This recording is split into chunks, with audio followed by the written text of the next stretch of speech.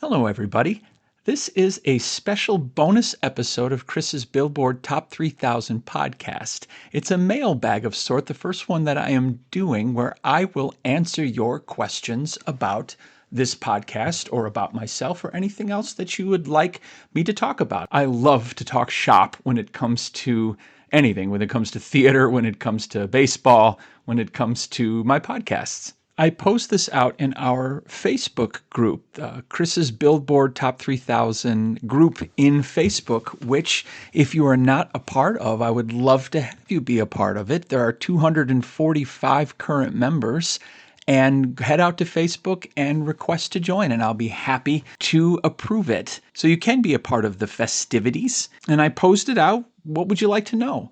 About me, about the podcast. I'm sure you have several questions after listening to between 1 and 24 episodes, and I got some really, really good feedback. So I would like to go through the mailbag and answer as many questions as I can. I hope this is good. Now, there are no songs for this, but I will sprinkle in some clues as to some milestone hits and hits from the next episode throughout this podcast. So you'll get some Easter eggs about things coming up. First question comes from Mary Stores out of, I believe, Bloomington, Indiana. And my God, she has been busy creating the new playlist on the Apple. Thank you so much for doing that. Do you have any cats or other pets that like to try to help you record your podcast as well? I have 2 dogs. Their names are Gus and Ro, and Ro is all right. Gus is the barky one. He barks at absolutely anything and everything, and particularly other animals. And it is not uncommon for me to be doing a podcast moment, and a good one, and all of a sudden hear his ass barking, and then I have to redo it. I have done that several times over the past 6 months. So I guess he tries to insert himself into the podcast at some point. But no, I don't have the dogs sitting on my head or anything, although Gus, who's 80 pounds, does think he is a lap dog. He doesn't interfere too badly with it. I like that question. That's a good start off. Thank you, Mary. This one comes from Tim Little, who I believe is up in Seattle, Washington. I'd love to know more about the mechanics of putting together your podcast episodes. Where do you record them, and what equipment do you use? Microphones, mixers, recording devices, editing equipment, etc. Someone else asked, I think that was Mark Hayford, how long does a typical podcast take you to record with edits and all of that? So I thought I'd answer both of them together. Good questions, and thank you both for contributing. My equipment is very crude. I have a Blue Yeti microphone that my son got me for Christmas a little while ago, and my laptop, and a set of decent headphones. And that's about it. I don't have a soundproof room or a booth. I don't have any mixers or anything like that. I actually record in about 4 different rooms throughout the house.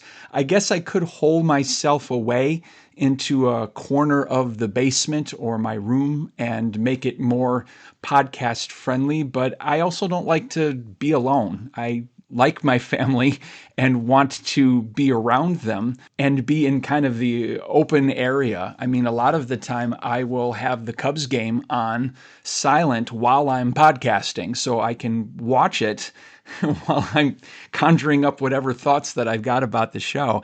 Most frequently, I will be sitting on my Chase lounge with the microphone right next to me and my headphones on and the laptop on my lap, literally. As far as how long it takes to do an episode, I would say for every 50-minute episode, it takes me about 7 hours.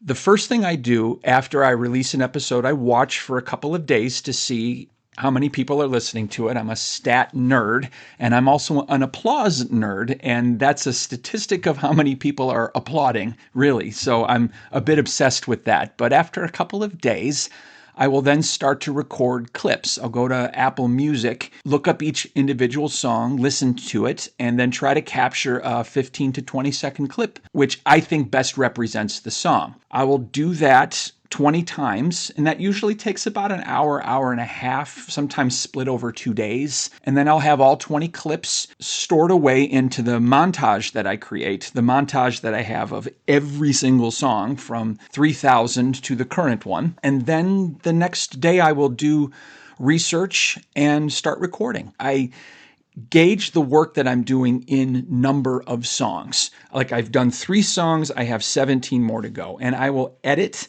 and record all in one shot per song. I'll record my voice, put in the clip, finish the song out. That's usually the before or after song, and then I'll edit it immediately. So by the time that I'm done with it, that song is canned and it's done. Then I go to the next one. I usually do about 6 songs per evening, so it lasts about 3 days, which is why it's a 7-day cycle, ideally, unless life gets in the way. Then it comes into 8 or 9. I usually don't want to go any more than 9 because I don't want to start losing the audience. If I do go more than 9 when I was in Europe and I had to, I will let everybody know what's going on. But that's usually about how long it takes and the mechanics of me doing it and the instruments in which I do it from. Good questions, Mark, and good questions, Tim. I enjoy talking about that. The next question comes from Fred Hawson over in the Philippines. Hello, Fred. It's good to talk to you. How did this list of 12,000 top 40 hits from which you got the top 3,000 come into your possession? I imagine there's an interesting story behind this. I can give you the full story, although it's not that interesting. The 60th anniversary Billboard's Top 600 Songs of All Time came out in 2018 to commemorate the 60th anniversary of when the Hot 100 was released. And that was a lot of pageantry associated with that top 600. And when I started listening to it, and they put it on satellite XM radio, and I started paying real close attention to it, I decided to start a project where I would hand type onto a spreadsheet every top 40 song from every chart going back to 1958 when Poor Little Fool was the number 1 song. It was a real fun project, and the spreadsheet got larger and larger, and I'm creating counters that had number of weeks in the top 5, the top 10, the top 20, the top 40. I did counters by all of the artists as well, and while I was doing this, I kept asking myself, what was song number 601?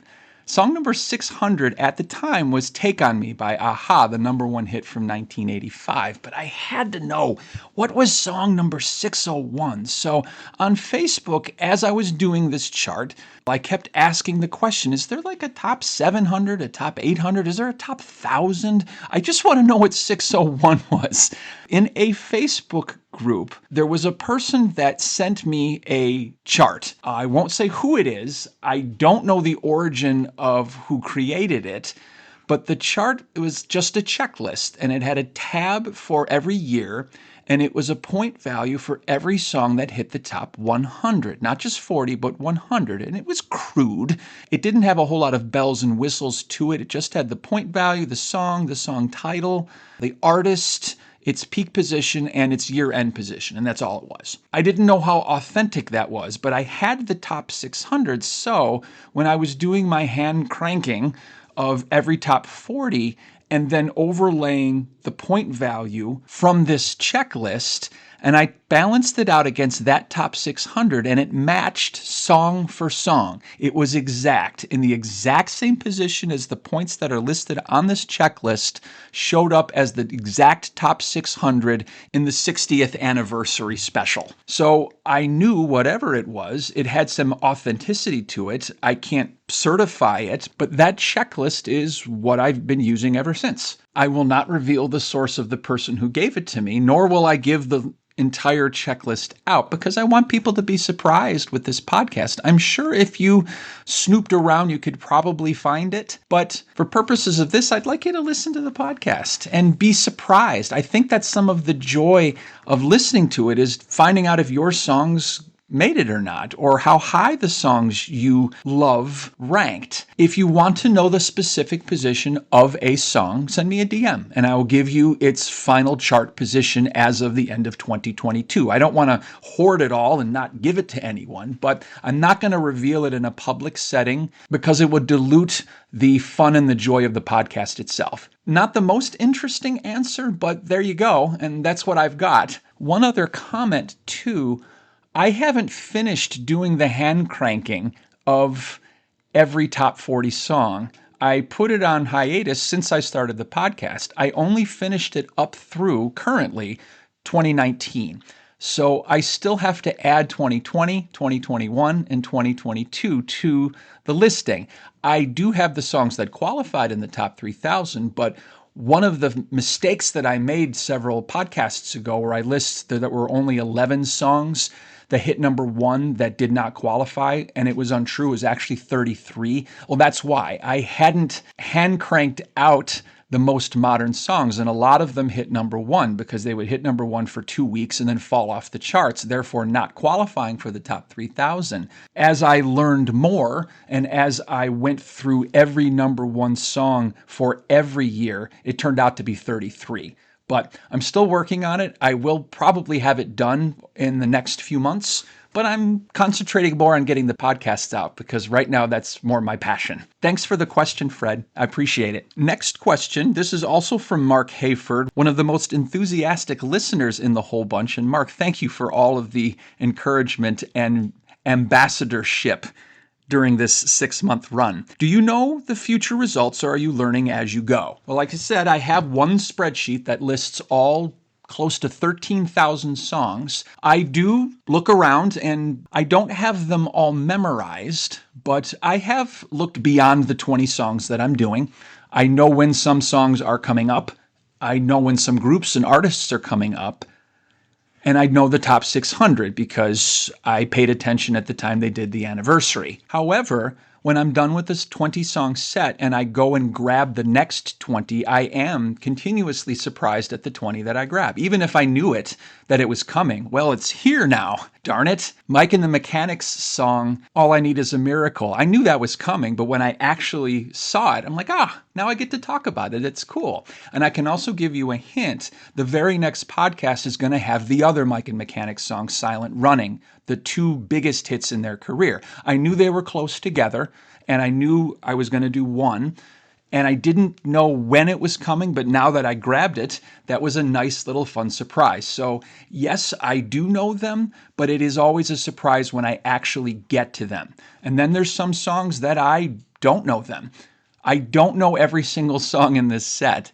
Some of them I learned for the very first time as I'm doing the recordings and doing the discussions about them. I try to give off the impression that I know everything about everything because that makes for better radio. An aura of confidence is always a good thing, but there are ones that I'm learning just along with you guys. I really, really loved the song Here by Alicia Cara. That was several podcasts ago. I've learned it. That has become one of my favorite songs. Another one that I really enjoyed was Pied Piper, which I think was on the first or second podcast that I've mentioned a couple times, where my brother loved it, put it on his playlist. And I got another note from someone else that said they did the exact same thing. They did not know the song existed, went to the playlist, and now put it on their own playlist. I love those discoveries as I'm going along, and I'm discovering along with you. I know a lot about music, but I don't know everything, and I don't know all 3,000, especially from a 63-year time span. Thank you, Mark. You actually have one more question that I want to answer. What are some of your personal faves that you want to see land high in the countdown? And I'm sure everyone's got their personal faves that I'd love for you in the Facebook group to give to me, and I could let you know if they're coming up or if they're not coming up. Or you can DM me and I can give you its exact position if you'd like.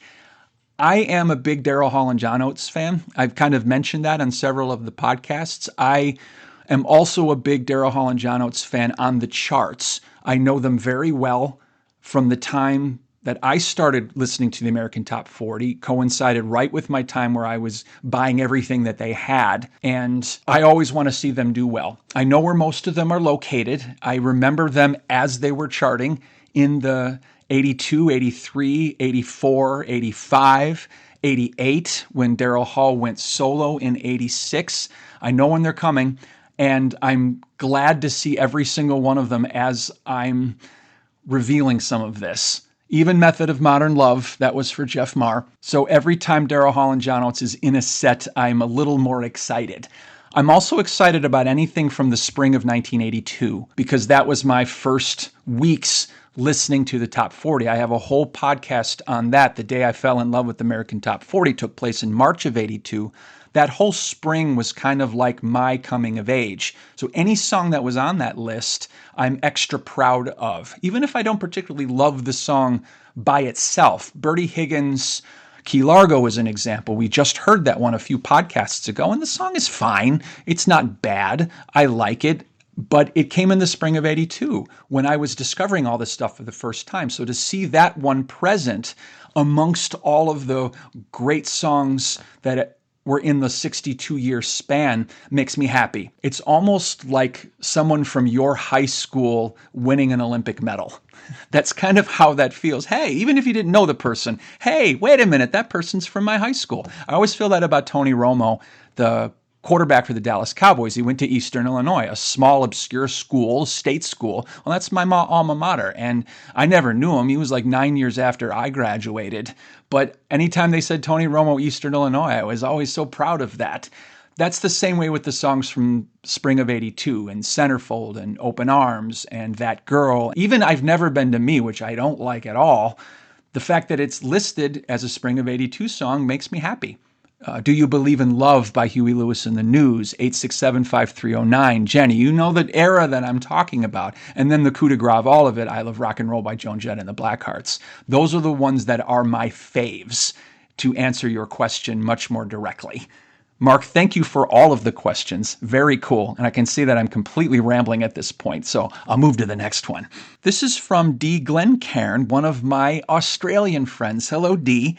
Which song surprised you because they made it or maybe didn't make the cut? I mean, Tom Jones is legendary, but how on earth did What's New Pussycat make the cut?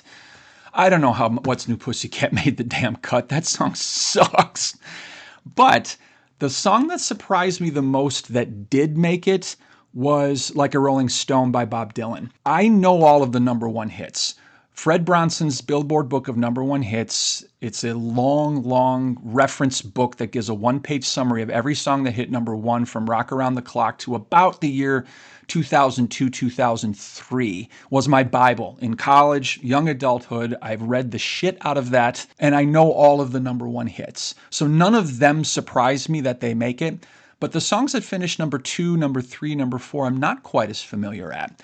I'm also a really, really huge classic rock fan, and everything is so niche now that it's only pop hits that make the top 40. Everything else that's not a poppy pop hit is not in it because it's some other niche category. I have to remember back in the 60s and 70s, the pop hits and the classic rock hits had a lot more meshing than it did later on in the 80s and the 90s.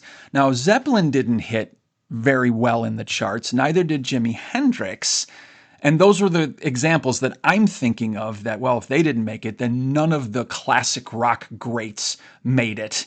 The Who did a lot, but they didn't make this countdown. They never had a whole lot of top 10 hits.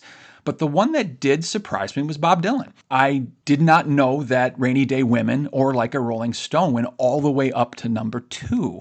I know the Stones had a bunch. I know the Beatles had a bunch. I know the Doors had a few number one hits, but I was unfamiliar with Bob Dylan's success on the pop charts. So when I saw his name twice, even on the lower rungs of this top 3,000, that was my biggest surprise. And although this wasn't a surprise, I was disappointed that Daryl Hall and John Oates Did It in a Minute did not make it.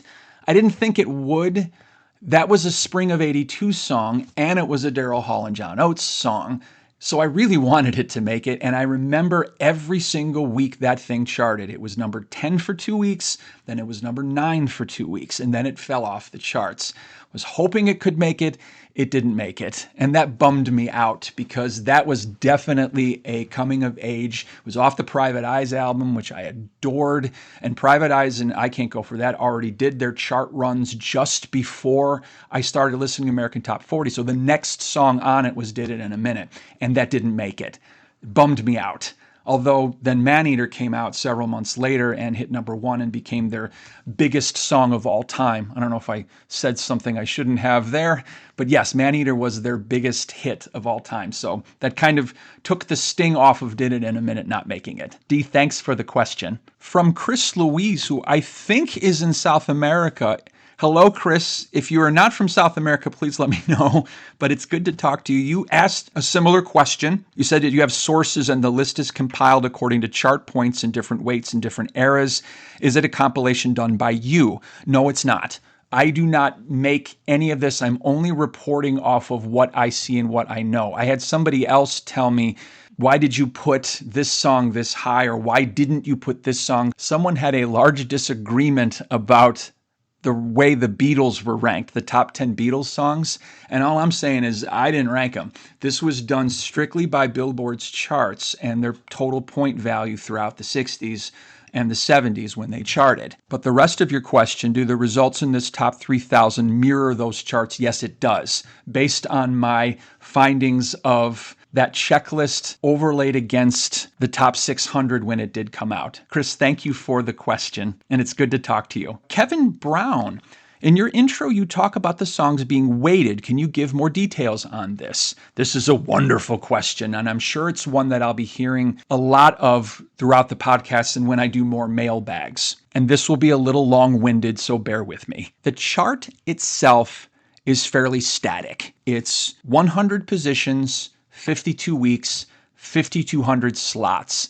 That's the same in 1940 when Billboard first came out, to 1955, the start of the rock era, to 58 when the Hot 100 started, to the 70s, to 2000s, to right up until today. And it will continue that way until the Billboard charts no longer exist. 100 slots, 52 weeks. However, the way that charts are measured has changed drastically from the early days until today. And it makes sense.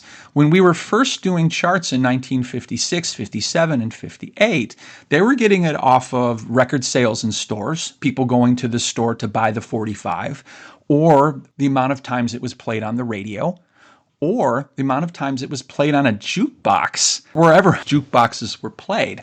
They had 3 separate charts for this. The Hot 100 kind of combined it and weighted a little bit to say, hey, I think the best sellers in stores are the ones that are the most important, then the radio airplay, and so on and so forth. And that's how the Hot 100 started. Well, the jukebox went away, and then we had cassette tapes and 8 tracks, and then CDs, cassette singles, remember that era, and then we went on to streaming, number of YouTube hits and iPod downloads, and now it's clicks from streaming services. So the way that it's being measured changes so much that it changes how a chart record looks or is represented in the charts. They would call up radio stations and record retailers in key spots across the country and ask, what's your most popular 10 songs? And they would give them a list. They did this enough, and that's how they compiled the charts. Well, that was that way until the computer age, specifically December of 1991. So in effect, the calendar year of 92 is when it came into the computer age. Songs were done off of a 3-second thumbprint. If you hear it on the radio, this sound scan device would record it and say, okay, that's what's playing on the radio. You don't have to call someone up and tell them what they think is the number one song. Due to that, songs no longer followed the traditional trajectory, where it would take about 6-7 weeks for a song to climb to the top of the charts, stay there for X amount of weeks, and then do a similar climb back down. It didn't look like a bell-shaped curve anymore. A song could hit number 1 in the very first week, and that's when it happened. More songs debuted at number 1 in the early 90s. No songs ever debuted at number 1 before this SoundScan system. In addition, songs would stay up there longer. The record for most weeks at number 1 before the SoundScan era was Don't Be Cruel Hound Dog by Elvis Presley in 1956, just before the Hot 100 era. It was 11 weeks. That record stood for 30-some years. The closest was Olivia Newton-John's Physical and You Light Up My Life by Debbie Boone, who both had 10 weeks. Well, starting in 92, 93, that was busted. Boyz II Men broke it 3 times. Whitney Houston broke it, and then a Boyz II Men Mariah Carey mix, One Sweet Day, had 16 weeks in 1996. It's because of the way that the charts were being measured. If we only measured the success based on the same static methodology, say, for example, 100 points for number one song, 99 points for number two song, 98 points for number three song, and so on. If we only did it that way and it never ever changed, the top songs of all time would be everything after 1991. Physical, which is one of the greatest songs of all time from a Billboard perspective, wouldn't get any higher than 500. So you have to weigh it, give additional points for the earlier eras.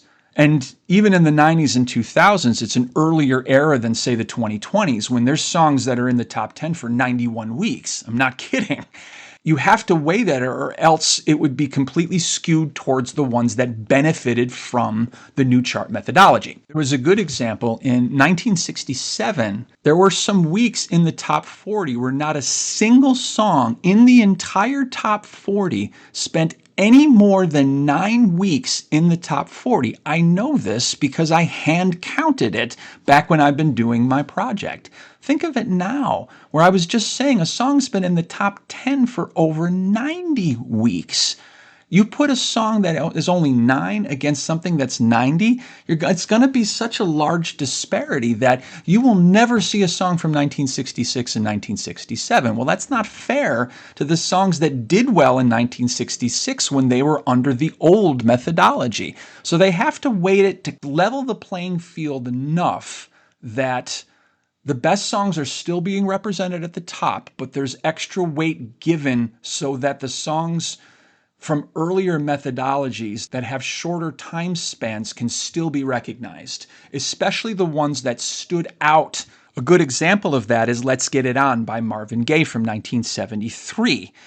That hit number one for 2 weeks, but it stayed in the top 40 for 17, which in 1973 was a big frickin' deal.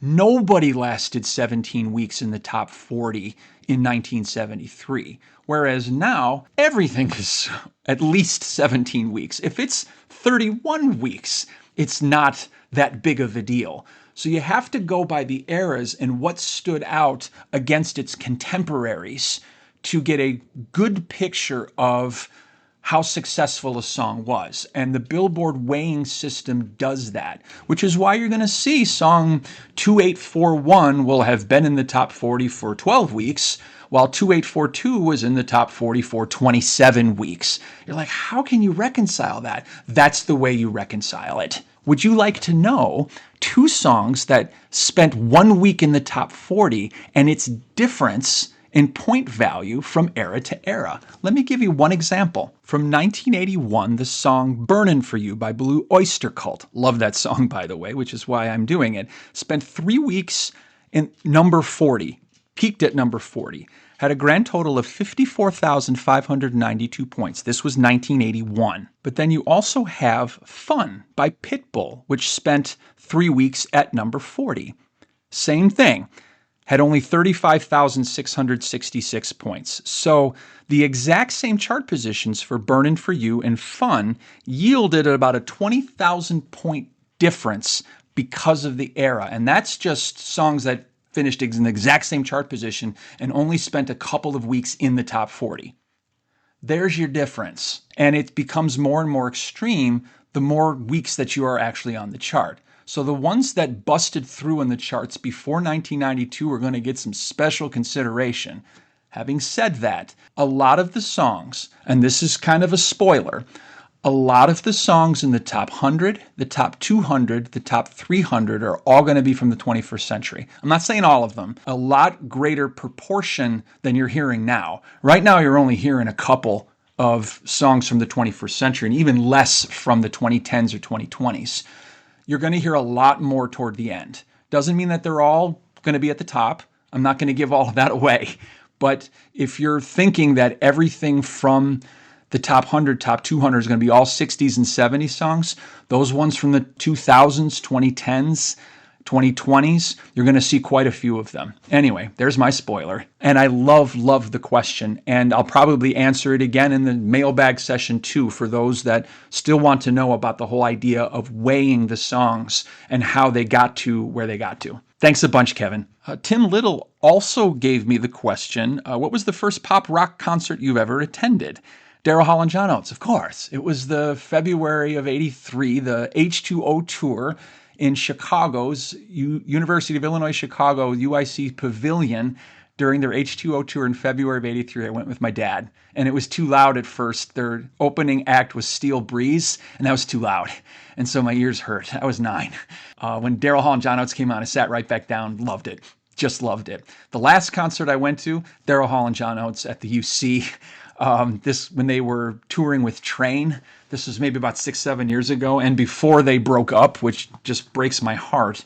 But yeah, I've seen them 3 times. What's interesting is I don't attend a lot of concerts. Most of my disposable income in a event goes to sports because I'm just as much of a sports nut. I go to baseball games, I go to college basketball games, I go to a lot of theater because I do theater. Not quite as much on concerts, oddly enough, but I've seen Daryl Hall and John Oates, I've seen Billy Joel, I've seen ZZ Top, loved all of them. Those are probably my favorites. Thanks for that question. This one comes from newcomer Robert Brittenham. I hope I'm spelling that or pronouncing that correctly. I believe from Albuquerque, New Mexico. Hello, Robert.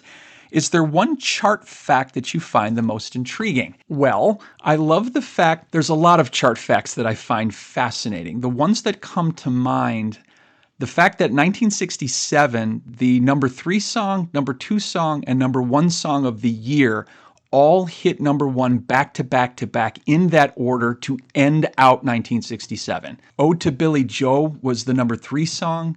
The Letter by the Box Tops was number 2, and To Sir With Love by Lulu was number 1. And that hit, and To Sir With Love hit like in October, and then The Letter, and then To Sir With Love, and they finished 3-2-1. I loved that fact. I also love the fact that Someone I Used to Know and Every Breath You Take, which sound similar, which Gautier I thought was Sting at the time he was singing it. I'm like, is he coming back? But no, it's Gautier, this different song.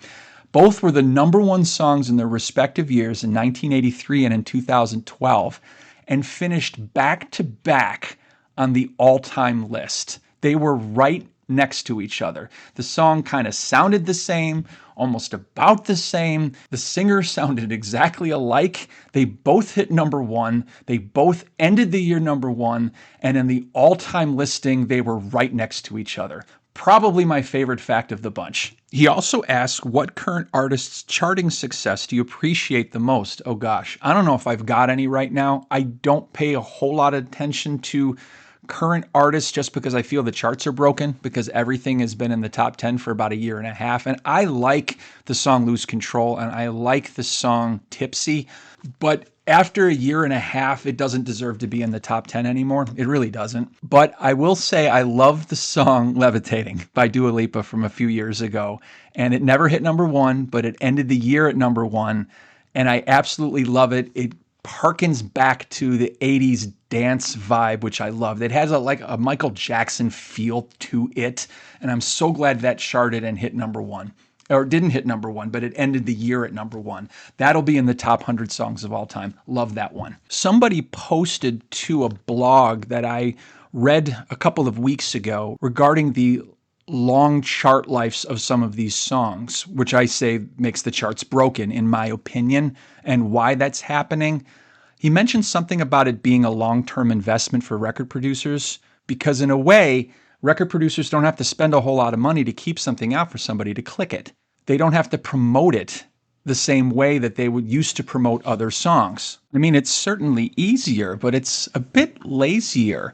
A person doesn't have to make a lot of effort to make a click on a song. They don't have to call the radio station or listen fervently for that song to come on the radio or on MTV. They don't have to go to a store to actually purchase something. That's some effort. To click on something, it's not much to do. And I don't necessarily believe it's the best way to chart music. Now, I'm sure there's folks that are smarter than I am that have got more inside knowledge as to how the charts get made and what the weight is right now on a click as opposed to a radio airplay. But it feels like the system has been gamed by the record producers that don't have to do anything and just keep Tipsy and Lose Control out there while enough people click on it to make it number one, even though they've had follow-up songs that have garnered a lot of airplay that I'm hearing a lot more than Tipsy and Lose Control. That's how I think that this is broken. And I really hope there's some reconciliation with this, because the chart purists, the nerds like us, are eventually going to stop caring, paying attention, and the charts might go away altogether. I don't know if that's going to be the case, but it's a dying breed, it feels like. I'm even stopping the charts at 2022 kind of for that reason, because the songs that exist now were the same songs that existed 3 years ago. And to give them all the top 10 of all time because of this new methodology would just feel wrong. Those were great questions for you, Robert. Thank you very much for asking them. From Mary Stores again, do you have any podcast bloopers you'd be willing to share? Maybe some thought process that proved to be entertaining while you were working on choosing a song clip, especially for the mumble rap. I don't know if I have any bloopers. I bloop all the time. You think that I am talking just in a stream of consciousness and it sounds wonderful. You would be amazed at the amount of editing that I have to do to take the ums out, to take the and all of those things out of the edit to make it sound nice. So a lot of the bloopers, they're everywhere. It's just a matter of me forgetting to take them out.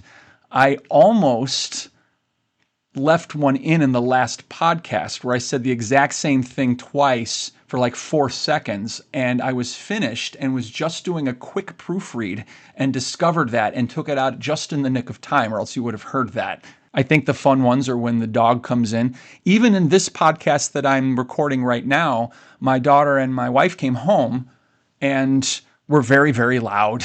And it's not their fault. Because again, I'm not in a soundproof room. I'm just in my dining room. I will do that a lot where I'll start and then something will happen that will cause me to cut that off.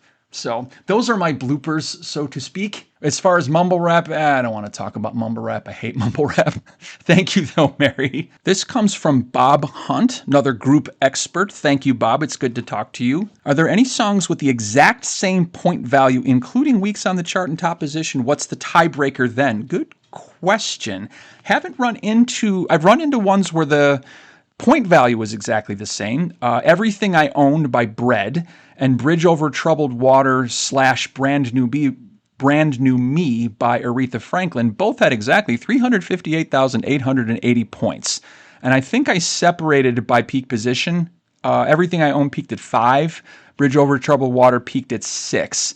And that's why Bread got the higher ranking. Another song, You Are by Lionel Richie and I'm on Fire by Bruce Springsteen had exactly 385,440 points. But You Are peaked at 4.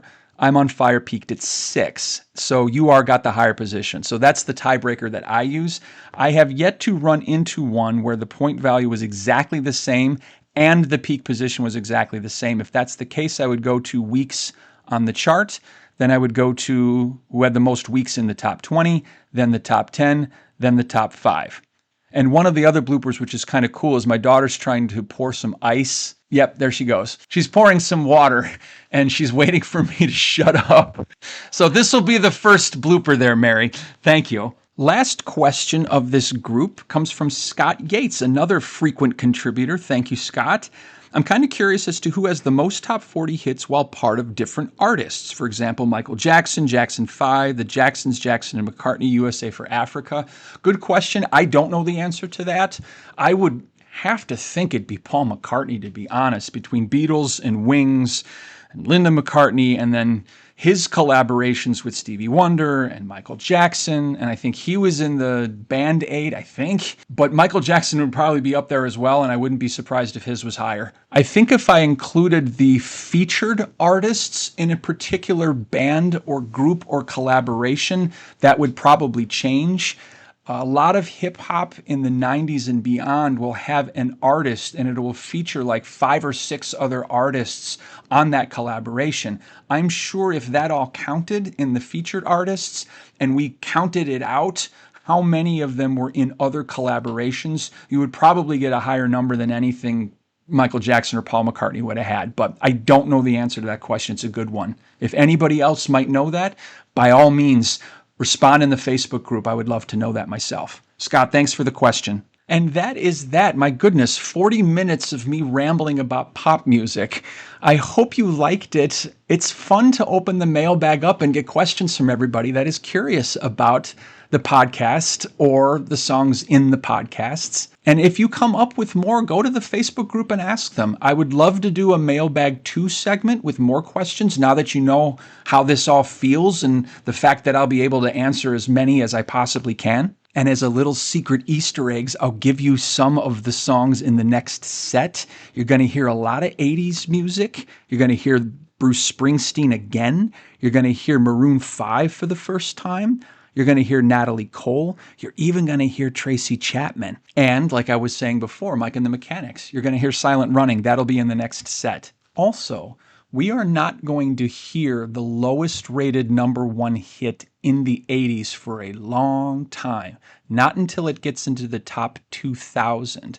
Most of the low rated number one hits are from this century. And for reasons I was stating, because of the weighing, and also a song could start out at number one and then just drop off the table.